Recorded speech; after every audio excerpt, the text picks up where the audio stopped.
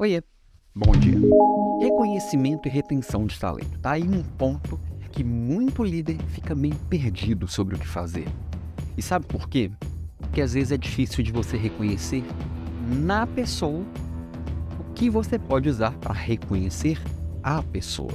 Às vezes a gente parte muito de ideias mirabolantes, assim, às vezes juntos líderes com RH, com a alta direção e tem uma ideia genial. Vamos dar uma viagem, vamos dar não sei o quê, vamos fazer tal coisa, vamos assumir tal compromisso ou tal benefício, sendo que não existe uma coisa que vai agradar a todo mundo. Não dá para falar que todo mundo curte uma viagem, principalmente se a viagem for com a empresa, com os colegas e não com a família, e não com as pessoas que ele gostaria de estar ali curtindo aquele momento. Tem gente que vai curtir muito passar uns dias longe de casa, curtindo com as pessoas que estão no dia a dia. Para cada pessoa vai ter um significado. Não dá para falar que tem uma coisa que vai servir para todo mundo. E para isso eu preciso entender o outro. Para isso eu preciso ter proximidade com o outro e reconhecimento. É isso, eu preciso te conhecer para depois te reconhecer. Não tem milagre. E esse reconhecimento não necessariamente precisa vir com alguma entrega material, uma viagem, uma grana lá no final do mês, no final do ano. Isso é legal, é óbvio que é bom. Todo mundo gosta. Mas e no dia a dia? Você sabe quem é a pessoa? Você está valorizando os talentos dessa pessoa? Você está mostrando que valoriza aquilo que ela tem de diferente, aquilo que realmente faz ela ser quem é? É isso que vai fazer a diferença real no reconhecimento. É isso que vai fazer a pessoa se sentir parte, ter pertencimento naquilo que você está construindo. E é isso que vai realmente fazer com que as pessoas queiram ficar. Porque o bônus lá no final do ano é só chegar no outro e oferecer um pouquinho mais, né?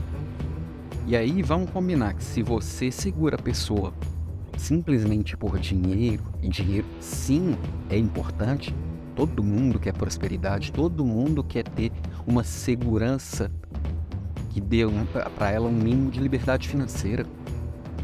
E é óbvio que se este é o único fator que você utiliza para engajar as pessoas, isso é muito frágil, porque o dinheiro, principalmente quando a gente tem as principais necessidades supridas, se eu tenho minha segurança alimentar, minha segurança familiar, se eu tenho um teto, se eu consigo fazer um básico de lazer, ele vai perdendo importância dentro da minha escala de prioridades.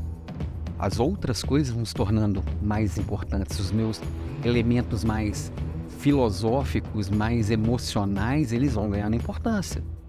Como é que é a minha convivência com os colegas? Como é que é a relação com meus pares e com meus superiores? Como que o meu propósito se conecta com o propósito da empresa? Eu tenho ou não oportunidade de crescer e me desenvolver? Eu aprendo coisas novas? Tudo isso vai ganhando importância na hora que essa base aqui, essa primeira etapa, que é a etapa da segurança familiar, ela é atendida. E aí? É só isso que tem para oferecer? Então, assim, o líder, e aí o líder tem o papel, inclusive, de influenciar na alta direção, ele tem que pensar no todo. Por que aquele funcionário, aquele colaborador, chame do jeito que você quiser, eu acho que isso é o menos importante, por que ele ficaria ali numa possível proposta para ganhar mais em outro lugar? Ou mesmo uma possível oportunidade de fazer algo diferente em outro lugar, uma mudança de cargo. Então, assim, eu preciso entender o que as pessoas buscam. Tem gente que está ali porque quer crescer na carreira, tem gente que está ali porque prefere a estabilidade, quer se sentir seguro. Cada pessoa tem o seu motivador. Partir da sua própria régua para medir o outro é a pior decisão possível. Eu sempre brinco assim, né? A gente ouve a vida inteira. Trate o outro como você gostaria de ser tratado. Eu falo, não, trate o outro como o outro gostaria de ser tratado. E brinco até às vezes que se eu tratar o outro como eu gostaria de ser tratado, às vezes tinha gente que quer me odiar. Porque eu tenho um jeito esquisitão de gostar das coisas. Eu sou diferente, eu reconheço isso. Então, uma coisa também, eu não posso me sentir mal porque oferecer uma coisa que a maioria gosta, para mim não faz diferença. Eu não posso desdenhar daquilo.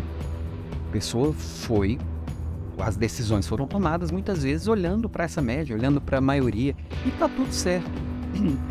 Agora, quanto mais personalizado for o seu reconhecimento, quanto mais personalizado for o benefício que você oferece, e quanto mais proximidade e cuidado você tem com a pessoa, para ela se sentir parte, se sentir pertencente, vai além da prosperidade, e você realmente conquista a pessoa como alguém que sente que aquilo ali faz parte dela.